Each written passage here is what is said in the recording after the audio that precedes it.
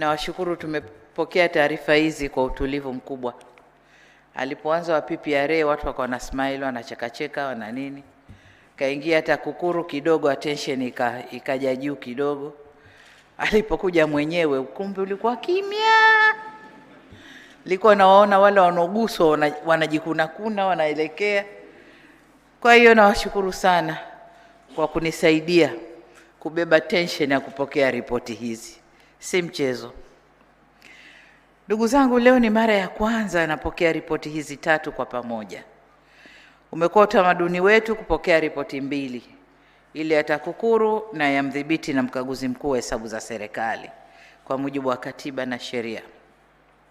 Hata hivyo, kwa mwaka huu niliamua taarifa ya PPRA iwasilishwe sambamba na ripoti hizi 2 za CAG na TAKUKURU. Nimefanya hivyo kwa kutimiza masharti ya sheria ya ununuzi wa umma pamoja na kuongeza uwazi na uwajibikaji katika matumizi ya fedha za umma, hasa ukizingatia asilimia kubwa ya fedha hizo zinatumika kwa shughuli za manunuzi ya serikalini au manunuzi ya umma. Kwa upande mwingine, umma wa Tanzania una haki ya kufahamu kuhusu matumizi ya fedha za serikali katika manunuzi, kwa sababu pesa hizo ni kodi zao, na serikali ina wajibu wa kuwapa taarifa za matumizi yanayofanyika.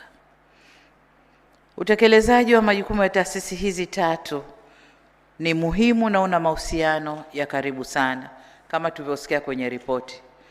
Wanazunguka umo